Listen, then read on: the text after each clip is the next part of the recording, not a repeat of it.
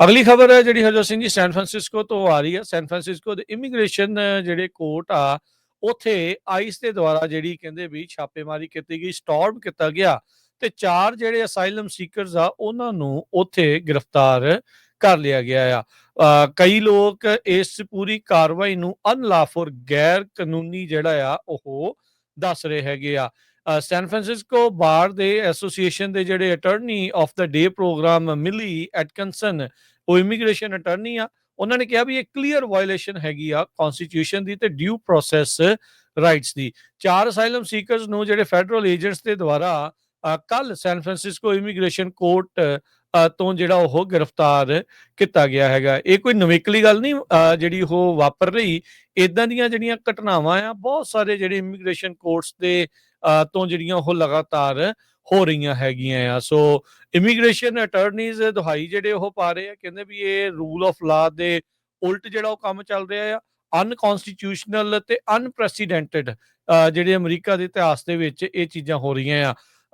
ਪਿਛਲੀ ਵਾਰ ਜਦ ਅਟਾਰਨੀ ਜੇ ਟਿਰਕੀਆਣਾ ਜੀ ਆਏ ਸੀ, ਉਹਨਾਂ ਨੇ ਦੱਸਿਆ ਵੀ ਖਾਸ ਕਰਕੇ ਜਿਨ੍ਹਾਂ ਦੇ ਕੇਸ ਬੰਦ ਕੀਤੇ ਜਾ ਰਹੇ ਆ, ਕਲੋਜ਼ ਕੀਤੇ ਜਾ ਰਹੇ ਆ, ਤਾਂ ਉਹਨਾਂ ਨੂੰ ਜਿਹੜਾ ਉੱਥੋਂ ਬਾਹਰ ਫੜਨ ਦੀ ਜਿਹੜੀ ਕਵਾਇਦ, ਸਾਰਿਆਂ ਦੀ ਨਹੀਂ ਮੈਂ ਗੱਲ ਕਰ ਰਿਹਾ, ਕਈਆਂ ਨੂੰ ਜਿਹੜਾ ਆ ਉਸ ਤਰੀਕੇ ਦੇ ਨਾਲ ਕੀਤਾ ਜਾ ਰਿਹਾ। ਪਰ ਕਹਿੰਦੇ ਵੀ ਆ 4 ਦੀ ਜਿਨ੍ਹਾਂ ਨੂੰ ਗ੍ਰਿਫਤਾਰ ਕੀਤਾ ਗਿਆ, ਇਹਨਾਂ ਸਾਰਿਆਂ ਦੀਆਂ ਜਿਹੜੀਆਂ ਅਸਾਈਲਮ ਐਪਲੀਕੇਸ਼ਨਸ ਪੈਂਡਿੰਗ ਜਿਹੜੀਆਂ ਉਹ ਸੀਗੀਆਂ। ਸੋ 2 ਵੱਖ-ਵੱਖ ਟਾਈਮ ਦੇ ਉੱਤੇ ਜਿਹੜੀ ਆਈਸ ਦੇ ਦੁਆਰਾ ਉੱਥੇ ਸਵੀਪ ਕੀਤੀ ਗਈ, ਇੱਕ ਵਾਰੀ ਦਿਨੇ ਤੇ ਇੱਕ ਵਾਰੀ ਦੁਪਹਿਰ ਨੂੰ, ਜਦੋਂ ਅਸਾਈਲਮ ਦੇ ਕਲੇਮ ਦੇ ਲਈ ਹੀਅਰਿੰਗਸ ਦੇ ਉੱਤੇ ਆਏ ਸੀਗੇ।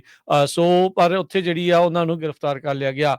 ਇਹਦਾ ਮਤਲਬ ਇਹ ਨਹੀਂ ਆ ਵੀ ਭਾਈ ਤੁਸੀਂ ਆਪਣੀ ਕੋਰਟ ਦੀ ਤਰੀਕ ਤੇ ਨਹੀਂ ਜਾਣਾ, ਇਮੀਗ੍ਰੇਸ਼ਨ ਦੀ ਤਰੀਕ ਤੇ ਜਿਹੜਾ ਉਹ ਨਹੀਂ ਜਾਣਾ। ਜੇ ਉੱਥੇ ਤੁਸੀਂ ਨਹੀਂ ਜਾਂਦੇ ਤਾਂ ਉਹ ਟੋਟਲੀ ਤੁਹਾਡੇ ਉਲਟ ਤੇ ਨੈਗੇਟਿਵ ਚੀਜ਼ ਜਿਹੜੀ ਉਹ ਬਣੂਗੀ। ਆਈਸ ਨੇ ਛਾਪਾ ਮਾਰਨਾ ਨਹੀਂ ਮਾਰਨਾ, ਉਹ ਰੋਜ਼ ਮਾਰ ਸਕਦੇ ਨਹੀਂ ਮਾਰ ਸਕਦੇ, ਉਹ ਇੱਕ ਡਿਫਰੈਂਟ ਸਟੋਰੀ ਆ।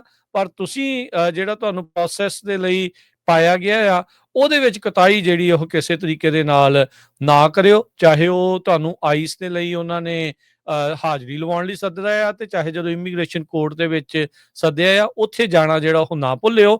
ਇਹ ਬਹੁਤ ਸਾਰੇ ਜਿਹੜੇ ਵਕੀਲ ਆ ਉਹ ਲਗਾਤਾਰ ਦੱਸ ਰਹੇ ਆ। ਉਹ ਪਰ ਇਸ ਕਾਰਵਾਈ ਨੂੰ ਉਹ ਟੋਟਲੀ ਗਲਤ ਆਖ ਰਹੇ। ਉਹ ਕਹਿੰਦੇ ਵੀ ਇਹ ਬਿਲਕੁਲ ਗੈਰ ਕਾਨੂੰਨੀ ਢੰਗ ਦੇ ਨਾਲ ਜਿਹੜੇ ਅਦਾਲਤ ਦੇ ਮੋਹਰੇ ਆ ਲੋਕ, ਉਹਨਾਂ ਨੂੰ ਵੀ ਜਿਹੜਾ ਇਹ ਆਈਸ ਦੇ ਦੁਆਰਾ ਚੱਕਿਆ ਜਾਣਾ ਬਹੁਤ ਮੰਦਭਾਗੀ ਗੱਲ ਆ। ਜੀ, ਬਿਲਕੁਲ। ਜਿਹੜੇ ਜੱਜ ਆ ਉਹ ਕਹਿ ਰਹੇ ਆ ਵੀ ਇਹ ਤਾਂ ਟੋਟਲੀ ਰੋਂਗ ਵੀ ਹੈਗਾ ਕਿ ਫੈਡਰਲ ਲਾ ਦੇ ਮੁਤਾਬਕ ਜਿਹੜੇ ਲੋਕ ਅਸਾਈਲਮ ਦੇ ਲਈ ਐਲੀਜੀਬਲ ਹੁੰਦੇ ਆ, ਉਹ ਯੂਐਸਏ ਦੇ ਵਿੱਚ ਰਹਿ ਸਕਦੇ ਹੈਗੇ ਆ ਜਦੋਂ ਤੱਕ ਉਹਨਾਂ ਦੀ ਐਪਲੀਕੇਸ਼ਨ ਰਿਵਿਊ ਦੇ ਅੰਡਰ ਚੱਲ ਰਹੀ ਹੈਗੀ ਆ ਇਮੀਗ੍ਰੇਸ਼ਨ ਜੱਜ ਦੇ ਸਾਹਮਣੇ। ਪਰ ਇਹ ਇੱਕ ਤਰ੍ਹਾਂ ਨਾਲ ਸ਼ਾਰਟ ਸਰਕਟ ਪ੍ਰੋਸੈਸ ਜੋ ਆਈਸ ਵਾਲੇ ਆ ਉਹ ਕਰ ਰਹੇ ਹੈਗੇ।